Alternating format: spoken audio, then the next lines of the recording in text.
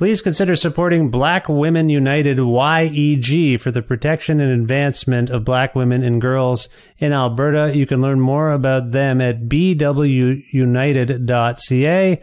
They are always looking for donations and volunteers. So please, again, support Black Women United YEG for the protection and advancement of black women and girls in Alberta. Again, that website is bwunited.ca. This is Dmitry Samarov from Chicago, Illinois, and I love listening to Vish Khanna's Creative Control because whether he's talking to a favorite musician or actor of mine or someone I've never heard of, it's as if he's introducing me to a new friend. And the way things are going, couldn't you use a new friend? Listen now. To make your flexible monthly donation to Creative Control, please visit patreon.com/creativecontrol today.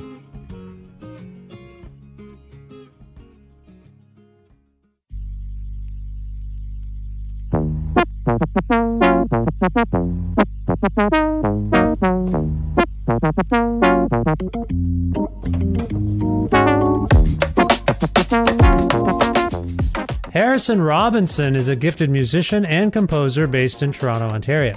Since the 2016 release of his wonderful debut album, Checkpoint Titanium, Robinson, who works under the name Harrison, has established himself as a dynamic and curious musician, teaching himself how to create music on his own with piano and keyboards as the principal foundation for breezy songs that touch upon soul, R&B, pop, hip-hop, and other synthesized and organic tones. His lovely third album is called Birds, Bees, the Clouds, and the Trees, which features some nice collaborations and was released by Last Gang Records on April 28, 2023. Harrison returns to this show for a good discussion about his pandemic life in Toronto and playing video games a lot. Things Harrison knows that I don't know, and one thing I know that Harrison didn't know. Making music professionally, but beyond making records. Accepting one's voice, the birds and the bees, the great outdoors, some of the people who helped bring his new album to life, future plans, and much more. A part of the Entertainment One Network with the support of listeners like you who follow and subscribe to this podcast and spread the word about it and make flexible monthly donations at patreon.com/creativecontrol with additional support from Blackbird Music, a well-stocked record store with locations in Edmonton and Calgary, and very friendly employees who will happily help you find what it is you're looking for if you're there in person, or if you go to their website, blackbird.ca, you can enter what you're looking for. You say you want the new Harrison album. You just enter what you're looking for in the search terms, and then you hit probably the enter button, and then your options come up, and they'll tell you if you can pick it up at the store or if they can ship it to your house or something. It's just that simple. For more information, visit blackbird.ca. Plus in-kind support from Pizza Trocadero, The Bookshelf, and Planet Bean Coffee in Guelph, Ontario, and Granddad's Donuts in Hamilton, Ontario. This is episode 771 of Creative Control, featuring the lovely and talented Harrison, with your host, me, Vish Khanna.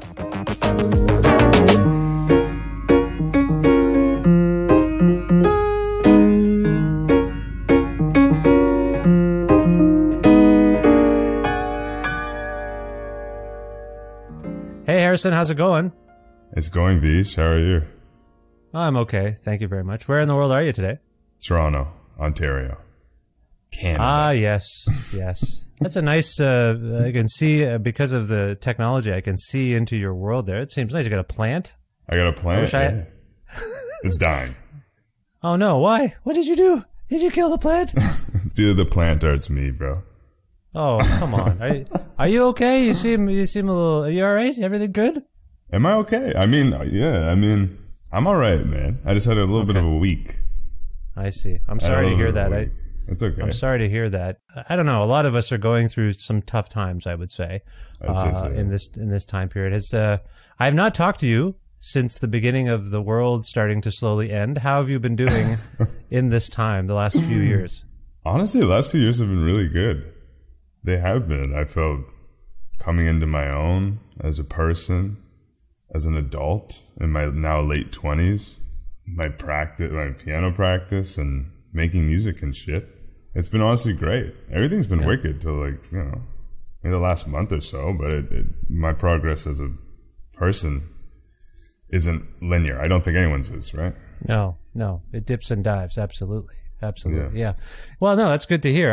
As you know, I'm a big fan of your playing. When you say I think you were getting at that your piano playing and your abilities are elevating. What do you attribute that to? Just being able to spend more time doing it because there's less other stuff to do, or was there some other something else that inspired that?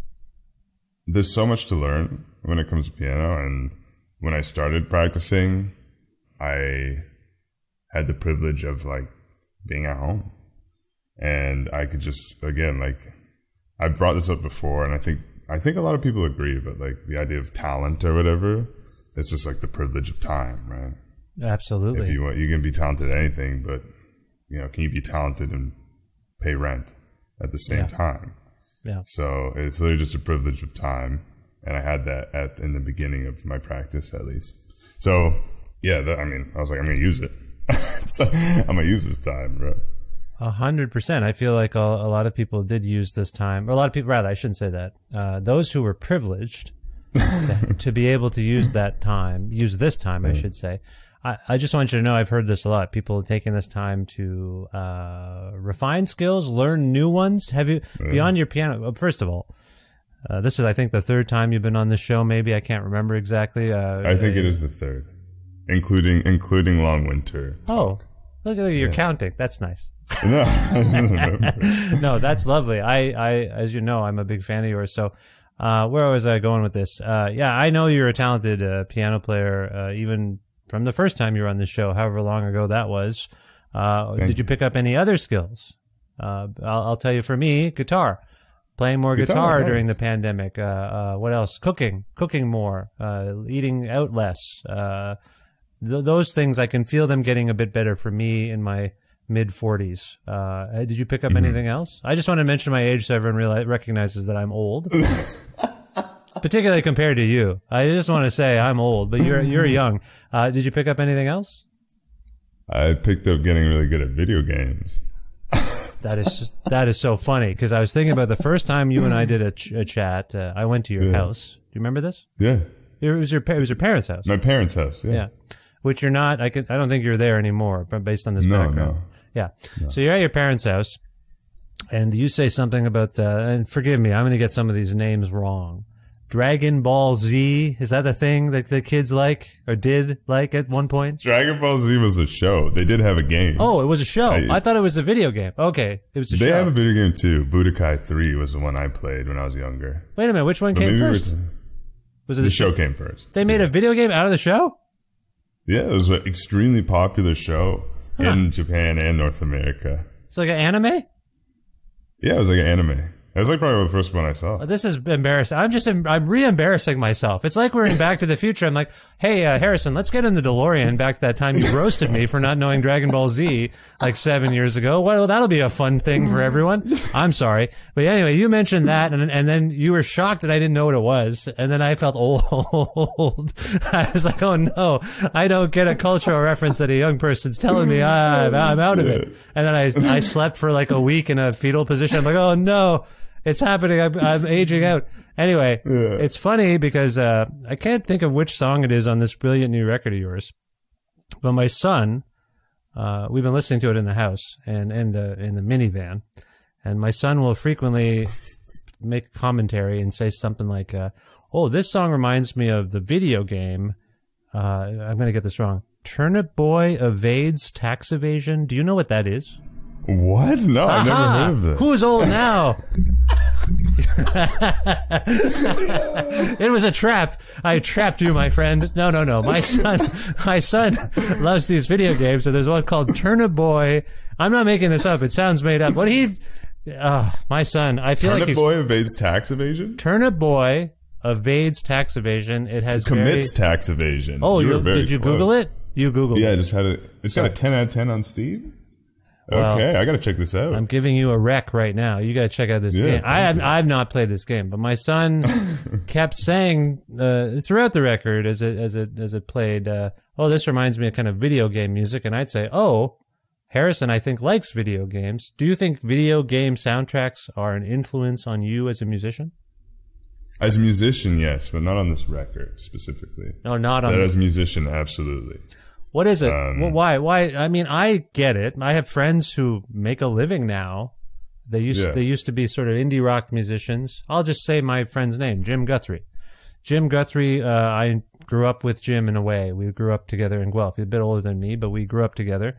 You know, when I mean grew up together. Sorry, when I got there for university, I met Jim. We were adults, 19, 20, something like that.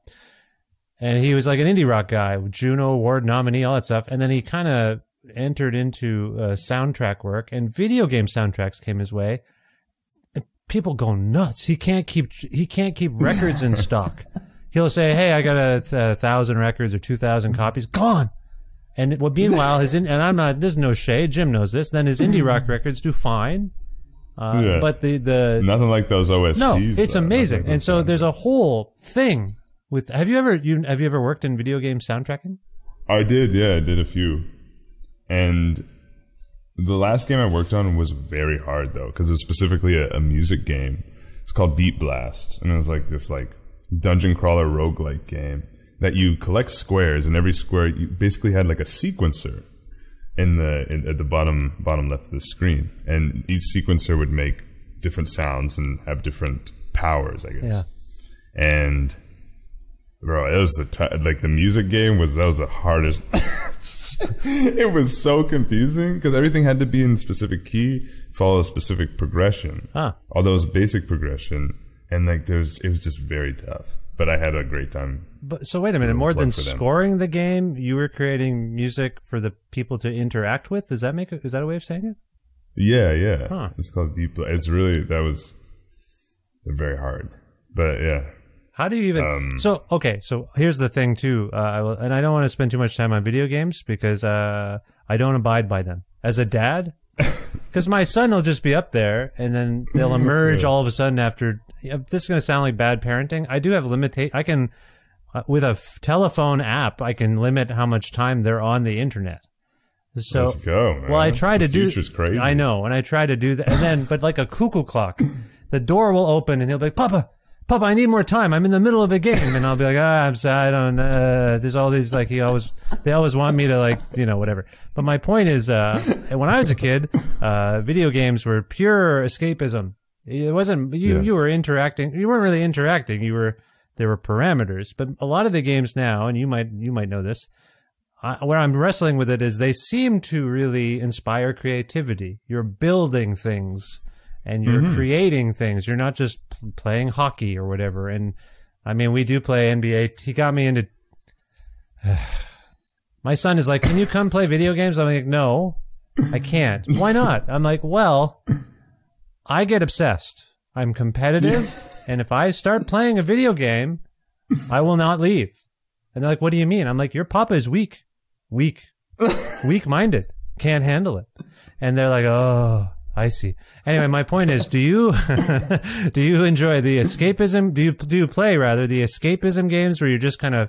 Sorry, is that the proper distinction, like passive versus active video game playing? I fully agree with you, man. I play they're not creative games at all. I play like something called like League of Legends, something called Apex Legends, and something called Overwatch. Yeah. And all these games are just fully to make sure I don't have to think for that period of time. Yeah. On anything except for those games. Yeah. And I just got internet like 2 days ago since I've been back here. Oh. And the first thing I did, I was like, I'm going to play a game of League of Legends. And I lost. I had the worst time. Oh, no. I'm sorry. I had the worst time. I was like, this sucks. But that's what it is. It's like, there's nothing wrong with that. I mean, like, because when I'm playing games, it's usually... have you heard of Discord? Of course I know. Okay, listen. Yeah, I'm not. I know I said I was old and out of touch, but I know what Discord is. Come on. It's also. I know a lot of people. Well, Discord. Actually, know Discord. You know what's funny? A friend of mine, a lawyer my age, lawyer. I don't know why I said he's a lawyer. I'll just tell you his job. I don't know why. It's not germane. But he was like, "What's Discord?" I'm like, "Oh, it's an app that people use to interact with each other. My son and other people use it, and it's like a." Sorry, am I characterizing this correctly? It's a chat. No, you're right. It's like a chat app. Absolutely. Which my son, by the way, for years was like, "Get Discord. I don't want to read your texts." I'm like, what? Why not? Like, everyone's always like, get WhatsApp, get Discord. Did you see my Messenger thing? Did you see my LinkedIn message? I'm like, Jesus, why can't we just use the same? Now, okay, look what, I'm old. I can't handle all these things. Anyway, why did you bring up Discord? That's a big thing with the gaming, right? Because Discord, like, these people, like, my friend, like, through COVID and everything, bro, we just go on Discord and play games and talk to each other. Yes. Because there's servers, right? You enter the room, and it'd be like, we're all just chatting. Yeah. And, but we'll stream our own games. We'll watch movies and shit together. Yes. And, like, we just go in there to, like, hang out, literally. You know what I mean? A lot of my friends are in, like, either tech or 9 to 5 or, like, my close circle are not, like, musicians and artists and stuff. It's people, you know, my homies. This is what I was trying to get to earlier. When I was a kid, if you played a video game by yourself, an argument could be made by your parents or any other observers that you were being a little antisocial. Get outside. Go play with your friends. So we moved here from Ontario. We moved to Edmonton, and then this pandemic happens almost immediately. A couple months in, the pandemic happens. And my son has already started to get into video games, and now they use them to do what you're describing. Interact with friends. In Ontario. Interact with friends even in Edmonton. So then I'm like, oh, it's a social thing. Like, that is their way of actually communicating. I don't know if it's at this point, as we're speaking, if it's because they're isolated, but it's just an easy way for them to interact. So you're talking to someone. Yeah, I'm still wrestling with it because I'm a very big believer in. I think my wife struggles with this sometimes herself. The notion that our kids should do what we did as kids, and I'm like, no. I think personally, how everything's different. The technology is different. Like this is how we're doing it right now. We talk using computers. Like, that wasn't a thing. Anyway, I guess where I'm coming from is I wanted to ask you, like, how much time in a day would you say you spend playing video games at your peak? Like, if you're playing a lot, at my peak, like if you were to be like, holy shit, you look at the clock and you're like, oh my god, how many hours? When World of Warcraft Classic came out, it was either right before the pandemic. I think it was right before the pandemic. We were ripping that shit like 12 hours a day, bro. Me and my homies. But that was like, we committed to this bit. Like, my friend Evan took the week off work and shit. We're like, I've never played this game, but they were all so excited about it. I'm like, okay, let me commit to the bit with my homies, bro.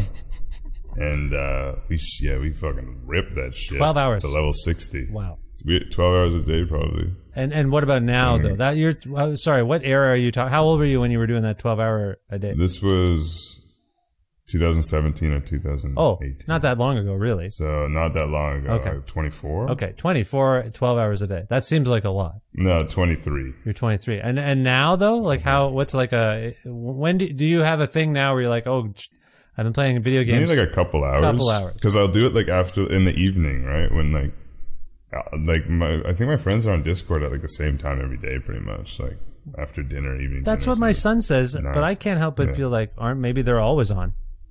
Maybe they're just always on there. And like, how can it be like? No, they're not. Okay. All right. They're not. Do you think there's something about in there about like just binge culture? You know how that was I guess it's still a thing with like TV shows. People all the streaming services would just be like, here's every season, every episode, and people would be like, oh, so I just spent 36 hours. Like I was amazed. People would tweet, oh, I spent 36 hours watching Lost. I'm like, why would you admit that to anyone out loud ever in your life? That seems embarrassing. But you're also 12 hours a day in front of a screen. Do you think there's something up with that? What does that mean, that we're just sitting there consuming things? It's escapism, bro. That's it. At the end of the day, it's just escapism. People can barely afford to live in the city. Inflation, yada, yada. Yeah. I shouldn't yada, yada. This is a serious situation. Yeah, it's depressing. But they're like, fuck, I'm depressed as fuck. I'm going to watch Lost for 36 hours? I'm like, I applaud you. I hope that you, for a moment of, just a moment, you got your peace. Yeah, that's fair. Okay. If it was just that 36 hours. By the way, that's just in my opinion. I hope I don't sound judgy. I guess I could not have sounded more judgy. I understand. No, I get it. Are you kidding? But remember, it's not. It doesn't matter if you sound judgy. It wasn't. I don't think it was a strong opinion. I think it's a very valid opinion. Well, I also understand. As I mentioned earlier, I'm older, and I think I remember What my wife and I both remember is the time before this technology. Mm-hmm. That's where people of my vintage are kind of wrestling. Like when we were, sorry, I've talked about this on the show a bunch. Do you know people's phone numbers off the top of your head? Do you like? I know a few. A few. Actually, I know a few. I don't want to segue, but something random that came up was the cable numbers. Oh, like the remote, like the channels? Yeah, because I'm 27. Yeah, there were channels. I could off the top. I was 45, Teletoon 25, YTV 51, Family 28, Fox 29, Much. For some reason, they're just ingrained in my head. And I remember I put my friends' numbers in my mom's phone book. And I remember those few phone numbers. I asked because I've talked about this before. I remember a time where I didn't write down anything. To your point, really? My friends would marvel at my ability to remember channel numbers. If they'd come over, they're like, "How do you know?" I just look at the. Yeah. I'm like, I don't know. I just know. Actually, at that point, there wasn't the TV guide computer on your screen. Yeah, I had to know. I thought that shit was fancy when I was a kid. You had to know. I'm just saying you had to know things, and phone numbers.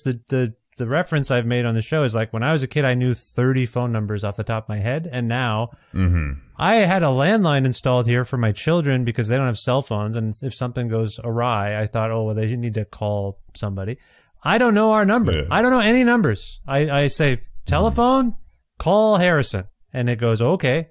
Okay, here you go. And I have no idea. I couldn't tell you your number. You know what I'm saying? So I think that's a weird... All I'm getting at is the way we consume things and the way our brains work. We're binging, and then we're also not remembering anything. I feel like you watch 36 hours of play a video game. I just wonder if you'll retain it the way... Sorry, there's no way to not sound old, and I'm not even longing for the old times. Don't apologize, bro. I just wonder what is happening to our brains. That's all. We're done. You think? We're cooked, Bish. Yeah, we're cooked. We're not gonna... We're absolutely finished. You think we're... Are we dumber? Are we dumber than we used to be? I think we're somehow dumber and smarter at the same time. Yes, that's what I'm saying. You know things. Which you don't think is possible. Yeah, the whole notion of hey, who was in that movie? When I was a kid, you'd be like, I don't know. How am I supposed to know that? It's not going to be in anything. It's not. You can't just look up the name of the actor. And now you know everything within 2 seconds. So we're smarter. Or no, we're more informed, but we're not smarter. Is that maybe a way to do it? I think you're right. We're more informed, but we're less smart. Anyway, I don't know why this was a lot of tangents to talk about your music, and I'm sorry, but I think it's sort of germane. That's okay. Well, I think it's sort of germane because we've hit a kind of nadir of joy. There's no joy in what we're talking about. We're having a good laugh, but it's not fun, the stuff we're talking about. Yeah, your record is remarkably cheery and upbeat on the surface anyway, superficially. Does it feel that way to you, a purposefully cheery expression? Did you say theory expression? No, cheery. I didn't mean theory. I didn't mean theory. Is it a theoretical cheeriness? Is that where you want to go with this? It's purposefully cheerful, man, because I was cheerful making it, for many of the songs at least. And that's just I can't escape this. It doesn't. I'll try and make a sad song. I can't escape it, bro. It always just turns out bright and whimsical. But that says something about you. Are you saying that you write cheery music to... No, I'm putting words in your mouth. Is writing cheery... I'll ask you the question. How about that? How about I be an actual journalist interviewer guy and ask you a real question? Let's try that for a change, Vish. Are you someone who writes cheery music as a kind of a coping therapeutic thing? I wish I have not looked inward enough to actually answer that question honestly. Because I thought I knew the answer to that when I was younger, but I don't anymore. It's just what comes out and what makes me excited. And that just always ends up being almost the same progressions my whole life. And, I try, but it's what comes out. Even if I'm in a bad mood, you know what I mean? Yeah. Do you ever sit down and start writing a minor key dirge and then abandon it, or do you try to see it through to see where it's going? I do. So I do write some of that stuff for sync, my sync library thing I do. Just music, they need sync work. but I write it very fast, so I don't have time to like take in. I don't know if I'm articulating this properly, but yeah, I like write it like as fast as possible, listen back, and then be like, okay, this sounds like maybe it could be in like a noir film or something. I see. You know what I'm saying? So I like, see. but like the music that I write for myself that I plan on like, I'm like, this is a piece of work that I'm proud of. I'm proud of all my music, but like something I'm like putting my full energy into as an artist or a musician. Yeah, it always turns out bright. Yeah. Childlike wonder. Yeah. A Harrison joint is full of some measure of sophisticated innocence, joy and innocence on some level. How about that? You want a blurb for your record cover? You want a sticker? I just came up with one. Come on, what's better than that? That's good. I like that. No, Fucking but that, slaps. you know, as you're writing something, whether it's so, say you're sitting down to do an assignment, like you describe, a sync or something like that, or someone's offered you whatever, you know what I'm saying, and you start to go at it. Do you ever stop and say, "Whoa, no, I'm hanging on to that shit. That's better. That's for me. I think that's not." I have done that. Yeah, I literally have done that. You have done that. Yeah, like sometimes I'll make like copies. I'll be like, no, I'm gonna take that. I literally did that like a couple of days ago. So what does that mean to you when you? I'm sorry, I go through this a lot myself because I have a day job and I have lots of responsibilities. But I know the ones that make me happy, like the ones that make me like this kind of stuff makes me very happy. But I can't totally make a living off of it, so I do other things. That they're fulfilling, but they're not as like this is exciting. Like this is fun to talk to you know what I mean, and talk to people. So I think a lot of us in our kind of cultural milieu kind of do this. We have our side hustle, or the way I'd put it is our main hustle is meant to pay bills, but our side hustle is what keeps us happy. Is that where you're kind of coming from? I'd say so, yeah. Yeah. But I mean, sorry, I don't mean to diminish your music making as Harrison. No, absolutely not. It's not diminishing at all, bro. But you gotta make that money. Right. Sync is where the money's at. Right, exactly. So the reality is you're taking what you're good at and turning it into a job. But how can I put this? I think I've already articulated it. The reality You articulated it well. the reality for most musicians is, this is why, also growing up, I sorry to keep taking you back to the 80s and 90s, but why not? It's a fun. That's okay. I like it, dude. I like a little nostalgia. Can you imagine a time, Harrison, where if an artist had a music in a commercial for a car or a computer company, there would be outrage. Just absolute. Their fans would be like, "Oh my God, you sold out." And now I can't. Posers. Yeah, I can't turn on. Because I watch sports, as I think you do. I watch a lot of... don't. You don't? No. You don't watch any sports? I thought you liked you don't like any? Okay, I thought you like sports. You did none? Nothing? I thought you did. I don't know why. Okay, anyway, so I watch sports, and there's lots of commercials, and like I can't watch... sorry. The other things my friends used to marvel at, and my kids are mystified by, is my ability to avoid commercials. There's a commercial coming. I know exactly when they're going to start and when they're going to end. I always come back when the game is back. And they're like, how do you know that it's over? I'm like, sorry. That internal it's clock is inherent. It's just like my media literacy is so high. My point is like, it's inescapable to hear. There's a thing, she knows this. There's an artist I really love named Juliana Riolino. She's been on this show. Beautiful voice. She's ascending. She went down to South by South. She's from Ontario. She went down to South by Southwest. Rolling Stone articles. Everyone's starting to catch on. Juliana and I've been a fan of hers for some time, but everyone's starting to catch on. Anyway, there's like a Subaru ad now. Should I say the car company? I'm plugging it. And I didn't recognize the song, but I recognized the voice. It's hers. Yeah. So they hired her to just sing this excerpt of some, whatever song, and she brings it to life. So I text her. I'm like, hey, did you do an ad? She's like, yeah. And she's like, yeah. Good for her. Yeah, no, it is good. What I'm saying, though, is... Probably got like 30 grand. Exactly. No. She probably got like a fucking teacher's salary. Probably.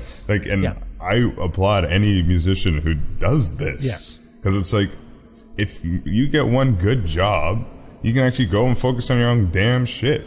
You know what I mean? For like a whole, sometimes like some people land those Big Apple ads, bro. They're cooking. Yeah. No. They're like, I can like sustain my fucking music for, excuse all of the swearing. No, I can't stop it either. It's my kids are out of the house, so I let it rip. No, my point is, sorry, do you, but so I think we're on the same, well, I don't know if I'm on the same page. I'm making the observation. I still think it's weird when an artist I love lends a song. There's a Beatles song in an Airbnb commercial now. I couldn't believe that because they used to be very adamant about easiest $30 million I've probably ever made. Yeah, it's a it was probably like the craziest sync license well ever, it's Yellow Submarine too, so Ringo probably was like, we should do that, you know, like I think that's probably what happened, because John and George certainly would have been like, no. Anyway, sorry, I didn't mean had bad Liverpudlian accents, but my point was, do you? So you're saying, I think I think I know the answer to this. There's no credibility issues now with an artist. The reason I asked this is because you drew the distinction. You start writing potentially for an assignment, but if it's for you, you keep it, which means that says to me that you view that as having a certain. It has a different value, because some people would be like, oh, this is really good. The person I'm working for is really going to like it. But I think you're saying, you're admitting, you might be like, that's a little too good for. No, I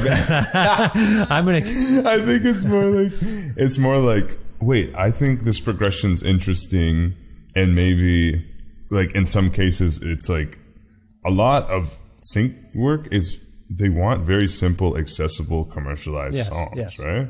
So if like maybe it's like a little too techy or something like that, I'm like, I'll take that. And they're not gonna like that. My assumption is that they're not gonna like it. I'm like, I can take that and like maybe make it into something a little more interesting. I see. Okay. For myself. Yeah.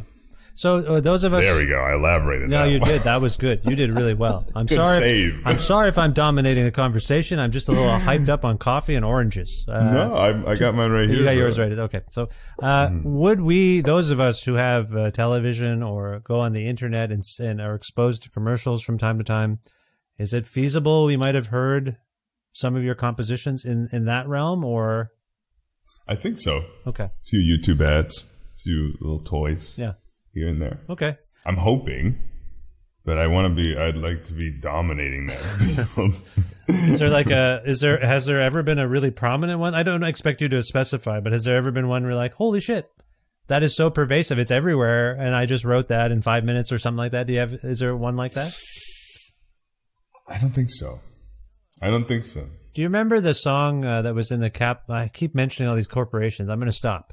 There was a credit card, by name I mean, there was a credit card company that had a jingle called Hands in My Pocket. Do you remember that? Hands? Yeah, of course, dude. Jim Guthrie. That shit, I still whistle that shit all the time. Man. So somewhere down the street from wherever you live in Toronto is my friend Jim Guthrie, who people who listen to the show regularly know I always thank Jim at the end because he lends me music that I can play for the show for some elements. And that was his breakthrough. He good for him. That's incredible. Pop songwriter in the early 2000s takes on this random assignment, experimenting with the ads and stuff. Writes that. It could have been on one of his records. Absolutely, no doubt. It was a Jim, and it blew up so much that people started to use his name in meetings. Hey, can you make it a Jim Guthrie? That's fucking sick. Isn't that good weird? For Jim Guthrie, bro. Yeah. I'm trying to get like him. I'm trying to get like Jim. Not like him. Jim is him. Jim is him. Do you ever vocalize? Really? No, I can't, dude. Listen to your voice. Why couldn't you? I can hit like 3 notes. I tone deaf. Have you tried to sing along to one? I have tried before. It's embarrassing, It's so cringe. I love your voice. I feel like you have the greatest voice ever. I don't know. I think your voice is your voice, right? How many like bad, I'm putting it in air quotes, like bad distinctive singers are there? Like, I don't even think they're bad. Like, do you know who Lou Reed is from the Velvet Underground? Yeah, of course. Lou Reed, famously thought to have had a kind of, monotone or whatever voice. That's his voice. No one's going to sound like him. What I'm getting at, and I didn't mean to make this a pep talk, Our voices I are. think I need to find my range. Listen to me. I've been talking in public for what year is it? 2023. Like 18 years on the radio and podcasts. I sound like a Muppet. There's no doubt. I could be a Jim Henson character. And no one says you it. have a lovely voice. No. You don't sound like a Muppet. I sound exactly. I'd keep it a bean with you, bro. You sound great. I appreciate the mutual affection for our voices. I'm just saying our voices are our voices. You can't change that. Anyway, sorry. It's none of my business. I'm not here to produce you. I'm just saying, I feel like if anyone could sing a nice song, it's you. All right, let's get... Maybe I'll try again, bro. I think you should. Maybe I'll try again. I think you should. So this record, Birds, Bees, the Clouds, and the Trees. Man, you talk about whimsical. That even the title is whimsical. Yeah, right? Let's start with that, because that is it alludes to sex. What? You know, the birds and the bees. That's what the euphemism. That's the thing for sex. I'm not saying it's. Is it? Yes, the birds and the bees. Did Damn, you know that? I didn't mean that. You never heard the expression the birds and the bees? No. Come on, man. That's what they say is like a euphemism for talking about sex. There's that song. Let me tell you This might about be a the different birds and the generation bees thing, and the bro. flowers and the trees and the something. I know Afternoon Delight. That's Oh, it. there's that one too. Anyway, you got that. Sorry. All right, I've taken this down a sordid road. I didn't mean that. You didn't even know? Okay, I thought this is like the Dragon Ball Z thing, except for real life. Sorry, I'm just kidding. Anyway, so let's get with that title though, because it's very elemental in a way. It's like natural. Birds and the bees, the clouds and the trees. Where did that come from, first of all? So funny. I've been asked this question like a few times, and I can't give a good answer. The answer is like really, honestly, I just thought it was a pretty sounding name. I like nature, and I like taking a moment sometimes when I'm in nature. You know, I'd walk my dog just across the street. You know, there's just moments of peace in the park, complete peace. You know, sometimes I want to cry, depending if I was on an SSRI at the time or not. And yeah, man, that's all it is. It's just like, you know, our moments of euphoria, our moments of captured peace, I guess. And Yeah. but a lot of the albums, like, I've been calling it Diet Jazz all week as well. And it's meant to just be like maybe walking music or something like that. Or Yeah. so it's something to experience outside. But maybe I'm extra, I don't know. No? Yeah, so that's the name. So you're saying at least one or two, let's say three other people have asked you about this album title, and not one of them has alluded to the fact that the birds and the bees? No. Not one? You're the first, yeah. What? Maybe I'm just obsessed. No, I'm not.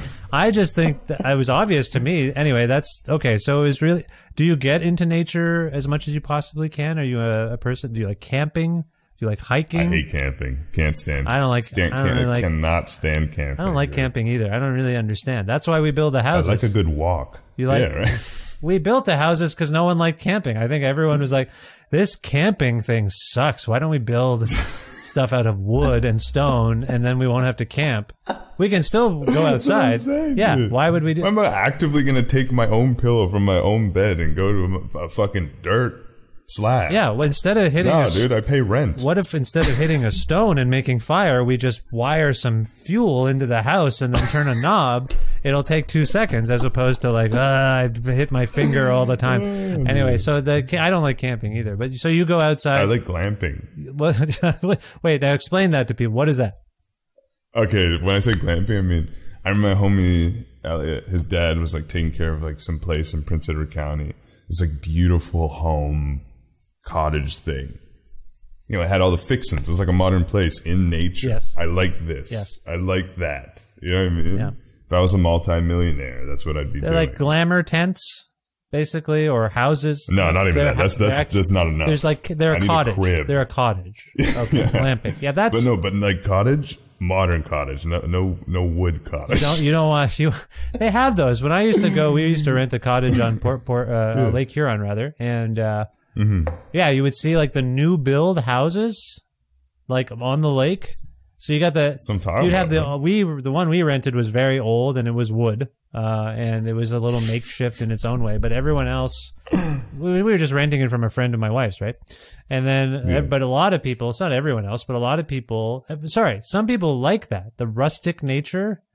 of leaving like an actual log cabin and going out onto the lake and all that stuff. Sorry, do you like the beach? Because I'm also 50-50 on the beach. I don't like the beach. It's just the people on the beach, man. Like the beaches, me and my friend Trevor used to walk down the beaches all the time. And as soon as it's like above 12, it's over. 12 Done. people. The beach is cooked. Yeah. It's just completely cooked. But in the off time, you know, fall, early spring, you can get down there. It's the most beautiful experience ever. Glamping, if I may follow up on your glamping, the cottage we rented had its own beach. So Dude, that's some 1%er shit. Yeah, I guess it is. It wasn't that expensive or anything, or that nice a place. Like it was it was shelter, but it wasn't. We were not rich in Ontario. In fact, we were middle class, whatever the hell that means these days. And so it wasn't like super luxurious, but it did have its own beach. I'll say that. And that's fucking dope. You're absolutely correct, though. I think you and I are the same. I don't really like camping because of the elements and the people and I'm tall and I don't know. There's something about it. I just don't like it. And then I get tired. I get grumpy. There's something about camping that makes me grumpy. And then the beach is kind of similar. I don't know. Now I'm starting to wonder if I just don't like dirt. You know what I'm saying? Maybe you just don't like. Maybe you're the same. You just don't like any dirt and bugs. I don't like dirt, bro. Yeah, seagulls. I don't like bugs. I'm honestly, I went to my friend Hudson's cottage recently. Big ass. We slept in like this little. It was like, it's cottagey. Yeah. I actually had a great time though. I was with friends. I think that was the first time I really enjoyed. Like, but I wake up to a bug this fucking big in my dome, and spiders crawling all over me at night. But I just didn't care. And maybe it was the company I kept. My closest friends growing up. I don't know. That would wig me out. I don't want a big spider in my face. I don't like that. But anyway, you tried to capture the essence of the outside on some level. Beautiful artwork too, by the way. It's lovely. Thank you so much. Where did that? Did you have a hand in sort of the design there, or was it someone just said, "Hey, this is what I came up with"? That was Kento. It was actually I was obsessed with this artist from Japan, Kento. Yeah. And I was like, this. It was a licensed photo. It wasn't made for the album. And I was like, I need it.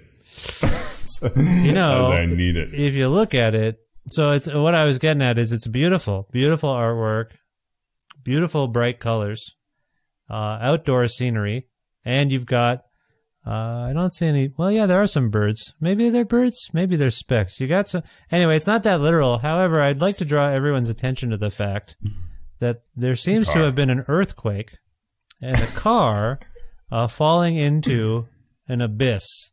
That's in the foreground. You have this very beautiful scenery in the background, but in the foreground, disaster, death, potentially. Sorry, potentially. If anyone, this car is not a self-driving car. There's probably people in that car, and they're doomed. What does that mean to you, Harrison? If we can do a quick fine art class sort of analysis of what this might mean. Oh, sorry. I just want to also. It's beautifully designed, the typography, if you will, or whatever it's called. I love it. But what? Eek. Yeah. Let me just say that about the image. Ugh. It's a little dark on some level because of the car plunging into an unknown. Do you think the car survives that? Do you think the people make it? No, they're donezo, bro. There's probably one dude in there. Kento has a common theme with this Nissan Skyline.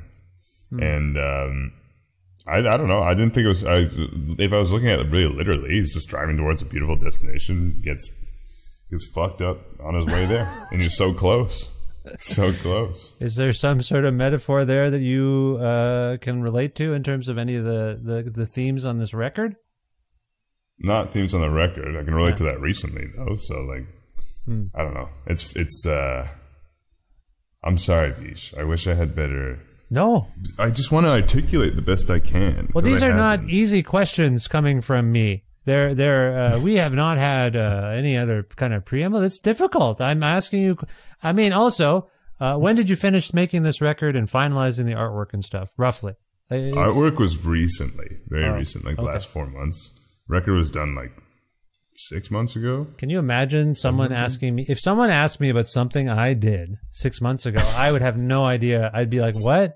Oh, I heard for me. That's why I'm so excited for it to come out. Dude. Yes. Yes, that's the weird part of the anticipation, right? Okay. Let's talk about some of your other collaborators, though, because I think I know you as a keyboardist, someone who plays piano, as we've established, and makes other kinds of sounds, but there's a fully fleshed out, you've got collaborators. Who are the other instrumentalists on this, by the way? Are there any, or is it all some sort of, I don't know. It's all me. What about the drums? The drums are me too. Physical, real drums? Programmed drums. Mm-hmm. You know who plays the drums is me.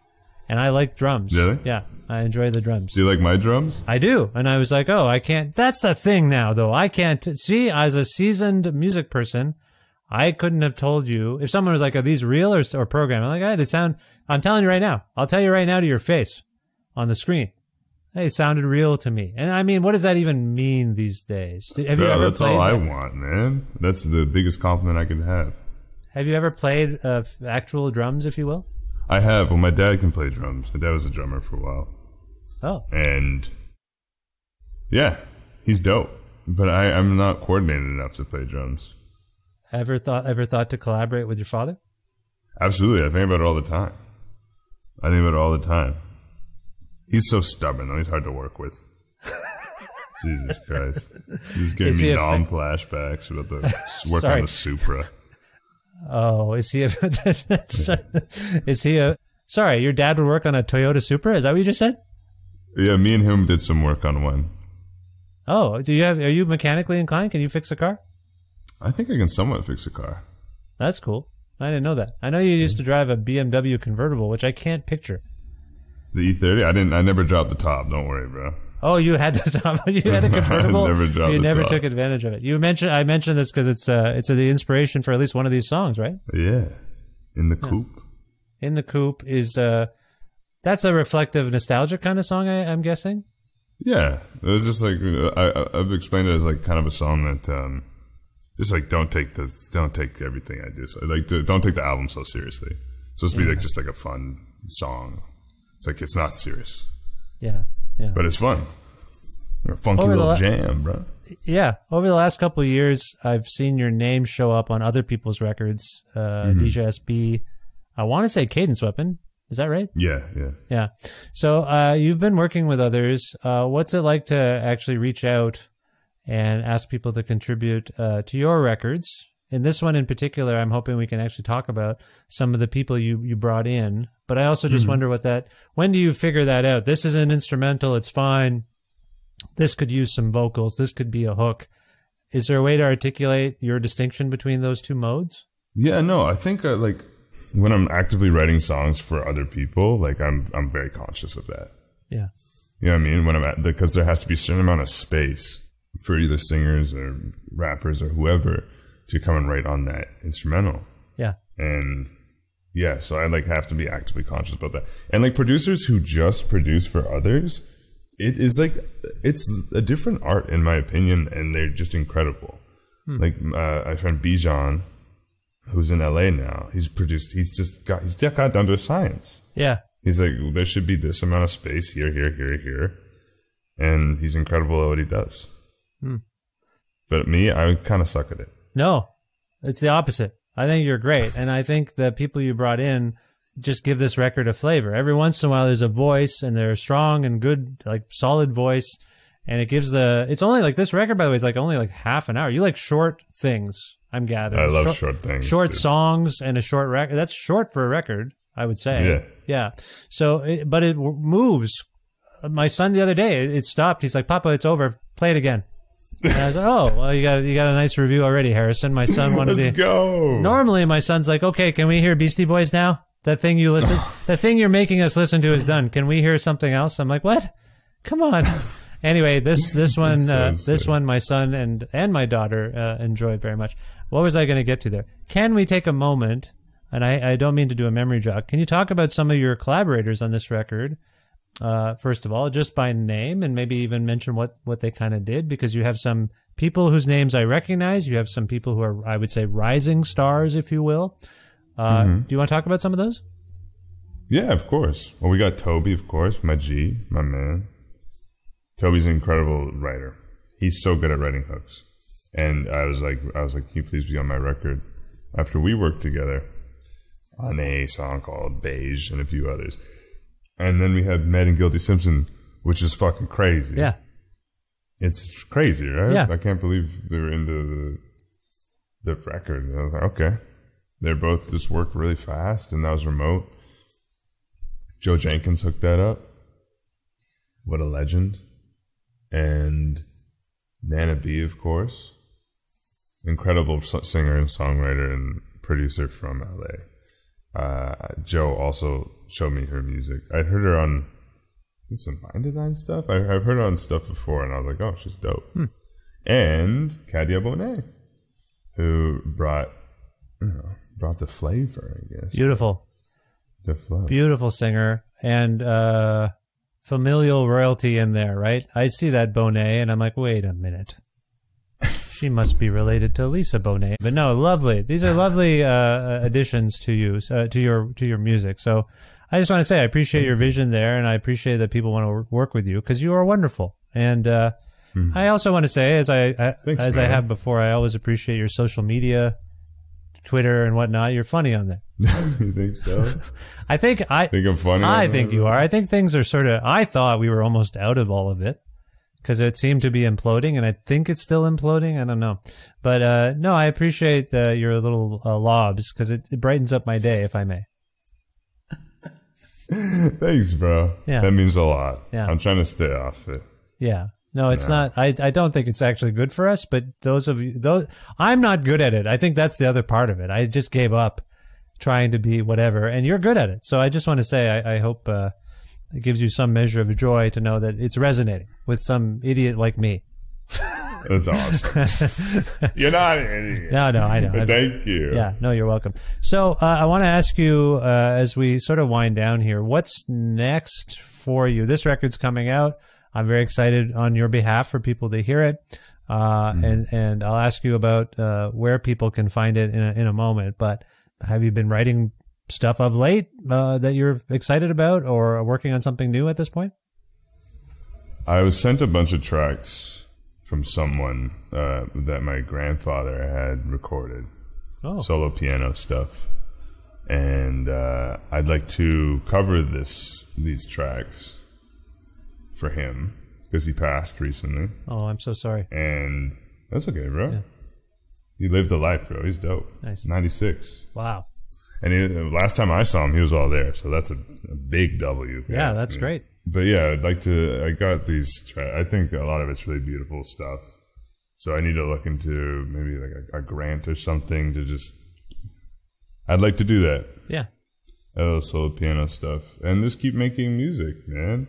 But in the meantime, I mean, I gotta work the like TikTok and shit. Oh yeah, there's that stuff too. I forgot about that. Yeah, sorry. I gotta follow you on that, I guess. To promote. I thought they were I thought they were gonna Don't. I thought they were gonna ban that. And then it's not banned at all. I'm like, they should ban it all. Just ban all of it. See what I bet we'll all do better. But no. I can't escape it. I'm addicted to it. Like I said to my son, I get a little compulsive. I'm like, oh, I better check Twitter or whatever. And then it's like, oh, they're getting rid of it. That's bad. But wait, maybe it's good. Maybe it'll be better for everyone. Anyway, all right. So you got manage the promotion of this new record. If people want to learn more about it and you on the internet that we were just deriding together, where would you like to send them, per se, to learn more about Harrison and this record? I wish I knew. Oh, maybe my Instagram? Yeah, sure. Sure, you can say that. Harrison.music is my Instagram. Okay. You should go there, bro. I swear, I put up some good stuff. You're okay. Of the things we've talked about, we've promoted every big social media company today. You feel like your Instagram game is the most strong.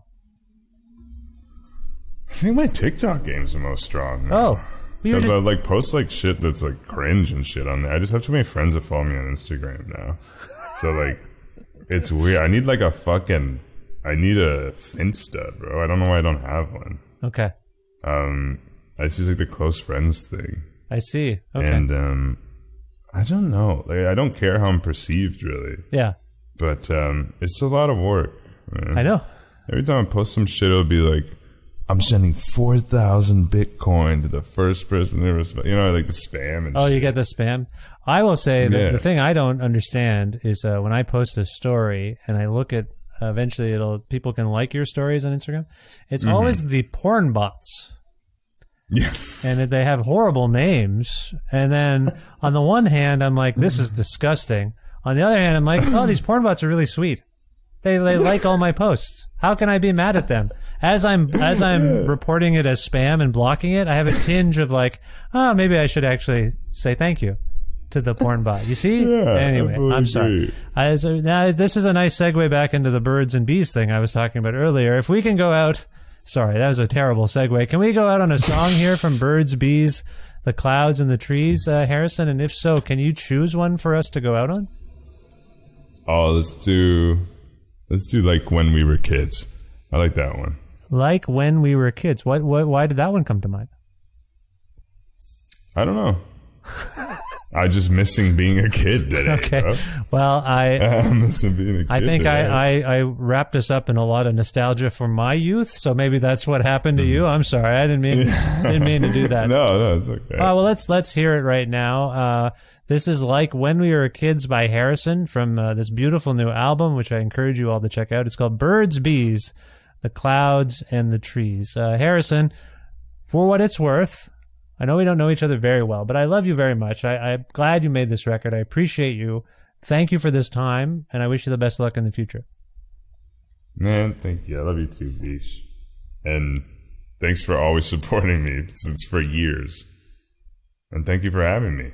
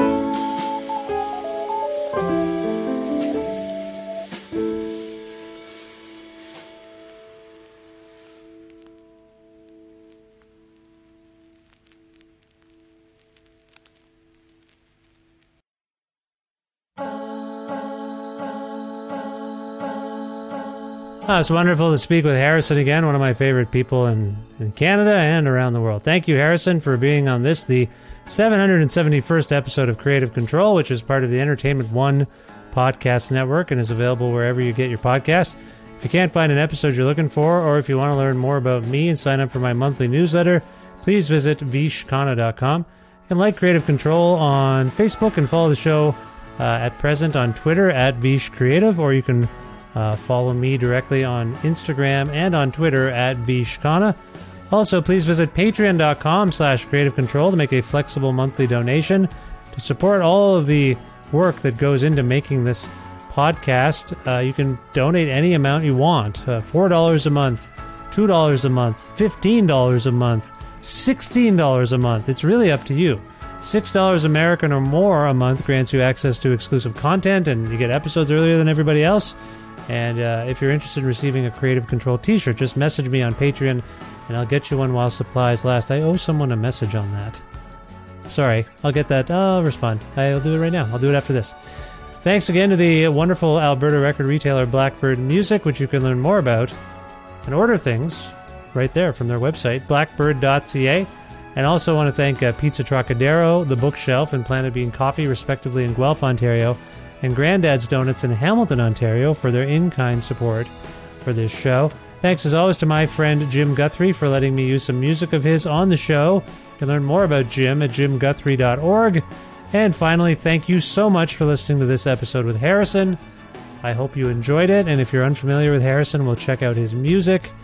If you are here just for Harrison and have never heard of me and you enjoyed the show, please think about subscribing or following, the podcast, subscribing to the podcast, following it, telling your friends about the show, spreading the word about it. All of that helps a lot. So I appreciate you doing any of those things, but also you did nothing. You made it this far. You listened to one episode.